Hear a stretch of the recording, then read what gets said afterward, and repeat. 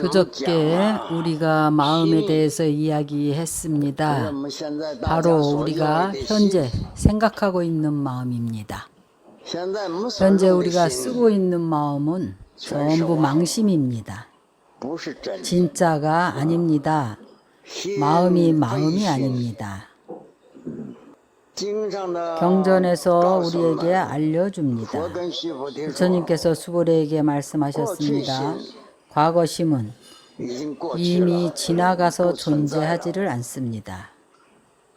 현재 마음은 머물지 않습니다. 생각 옮겨가서 얻을 수가 없습니다. 과거심은 이미 지나갔기 때문에 얻을 수가 없습니다. 현재 마음은 생각이 머물지 않습니다. 또한 얻을 수가 없습니다. 미래의 마음은 아직 오지 않았습니다.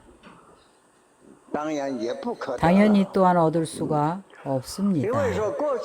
과거심은 이미 소멸했기 때문에 존재하지 않습니다. 미래의 마음은 아직 오지 않았으므로 당연히 존재하지 않습니다. 그래서 현재의 마음은 생각이 머물지 않으므로 다만 허망한 분별일 뿐입니다. 그럼 과거, 현재, 미래의 이 마음을 다 얻을 수가 없습니다. 자신의 마음이라고 칭할 수가 없습니다. 그럼 도대체 어떤 것을 마음이라 할 것인가? 이것은 우리가 참고해 보아야 하는 것입니다. 선방에서는 문자를 말하지 못하게 하고 참고하게 합니다. 과거심을 얻을 수가 없고 현재 마음은 머물지 않습니다. 미래 마음은 아직 오지 않았는데 도대체 어떤 것으로 마음을 삼아야 할까요? 만약 삼심을 다 불가득의 경계에 도달하게 되면 성불한 것입니다. 왜 우리 선방에서 말하기를 선방에 1시간을 앉으면 바로 들어가서 그 자리에서 깨닫는다고 합니다. 어떻게 증득을 하는 걸까요? 또 말하기를 1000명의 부처님께 공양하는 것보다 한 사람의 무심도인에게 공양하는 것이 낫다고 합니다. 이 말에 내포된 의미가 무엇일까요? 왜 우리가 일생 동안 모두 참고를 해야 할까요? 무엇을 참고하는가 하면 마음을 밝히고자 하는 것입니다. 우리의 마음을 분명히 알고자 하는 겁니다. 그래서 우리가 마음을 분명히 알고 견성을 하면 부처와 같아져서 성불을 하는 것입니다. 이 도리를 부처님께서는 다시 깊이 해석하지 않으셨습니다. 다만 수불에게 말씀하시기를 과거심 불가득, 현재심 불가득, 미래심 불가득 이렇게 불가득인 곳에서 우리가 불가득인 곳을 사유하고 수행해야 합니다. 우리가 우리 자신의 마음을 생각해 보면 앞의 생각은 망심입니다. 현재를 얻을 수가 없는데 진심은 상이 없다고 말합니다. 또한 없습니다. 앞의 생각은 망심이고 중심은 상이 없습니다. 미래심은 아직 오지 않았고 다시 일어나지 않습니다.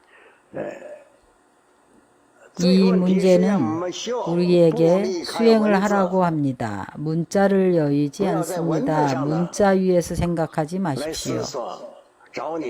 마음을 찾지만 없습니다. 그러나 일단 생각을 움직이고 마음을 일으키면 망상입니다. 이미 마음을 떠났습니다. 예를 들면 우리가 화두를 참고한다고 합니다.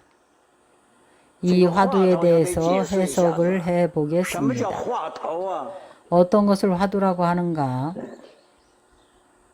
우리가 말을 할 때의 말의 앞머리가 무엇입니까? 입을 열면 말꼬리이지 말머리가 아닙니다. 화두는 언설이 없는 것입니다. 말을 하기 전에 이것이 무엇인가? 이것이 바로 마음입니다. 과거심은 아닙니다. 현재심은 머물지 않습니다. 미래심은 오지 않았습니다. 마음이 어디에 있습니까? 도대체 어디에 있는 것이 마음입니까? 그럼 우리는 어느 것으로 마음을 삼아야 합니까? 그래서 우리가 참고할 때에 은강경을 배울 때에 이것을 부처님께서 설명하지 않으셨습니다. 어떤 것이 우리 마음이라고 지정하지 않으셨습니다. 이것을 수고리에게 과거심 불가득, 현재심 불가득, 미래심 불가득이라고 하셨습니다. 어떤 것이 마음입니까? 과거, 현재, 미래를 떠나서 마음이 어디에 있습니까? 이것을 사유를 해야 하는 것입니다. 말로서 설할 수 있는 것이 아닙니다. 언어로 어떻게 설하겠습니까? 말을 하면 할수록 더 헷갈립니다. 말을 하면 할수록 더 집착을 합니다. 수보리야, 내 뜻에 어떠한가? 만약 어떤 사람이 삼천대천 세계를 칠보로 가득 채워서 보시를 하면 이 인연으로 얻는 복이 많겠는가? 그렇습니다. 세존이시여, 이 사람이 이 인연으로 얻는 복이 많습니다. 수보리야, 만약 복덕이 실제로 있다면 여래께서 복이 많다고 설하지 않습니다.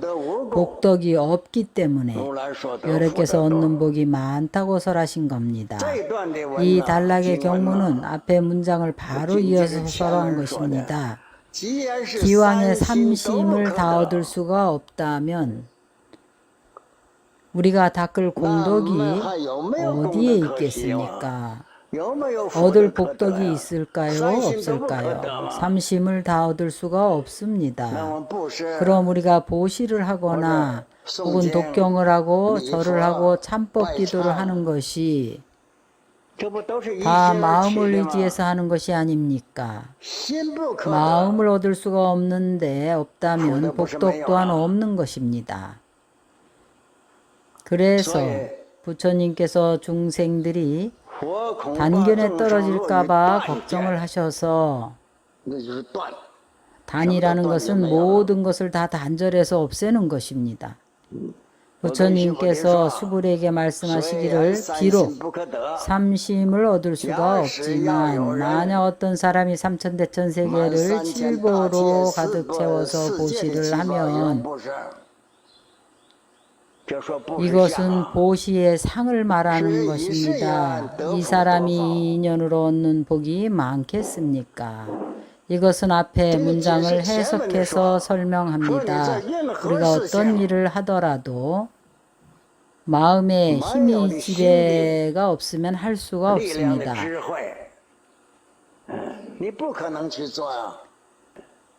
만약 어떤 사람이 삼천대천 세계를 칠보로 보시를 하면 삼천대천 세계를 다 칠보로 변하게 한다면 복덕이 있겠습니까? 없겠습니까? 이 사람이 이 인연으로 얻는 복이 많겠습니까? 그렇습니다. 세존이시여. 이 사람이 이 인연으로 얻는 복이 매우 많습니다. 수보리가 부처님 뜻을 알았습니다. 단견에 떨어질까봐 걱정을 하셔서 부처님께서 설하신 과거심 불가득, 현재심 불가득, 미래심 불가득은 단멸이 아니기 때문입니다. 단견이 아닙니다. 마음도 다 얻을 것이 없는데 우리가 보시를 한 공덕이 있겠습니까? 없겠습니다. 이것은 삼천대천 세계를 칠보로 보시한 것입니다. 이렇게 이러한 보시를 한 인연으로 복덕이 있겠습니까? 없겠습니까? 복이 얼마나 많을까요? 그렇습니다. 세존이시여. 수보리가 대답하기를 이 사람이 이 인연으로 얻는 복이 매우 많을 것입니다. 복은 마음에 의해서 생겨나는 것입니다. 앞에 것이 전부 다 있는 것이 아닌데 그런 복덕도 없는 것이 아니겠습니까? 그렇지 않습니다. 그래서 수보리가 부처님의 뜻을 알았습니다. 그래서 수보리가 복이 매우 많다고 대답을 했습니다. 왜냐하면 공성에 도달했기 때문에 앞에서 삼심을 얻을 수 없다고 한 것은 최선이 공함을 설한 것입니다. 공하면 집착이 없습니다.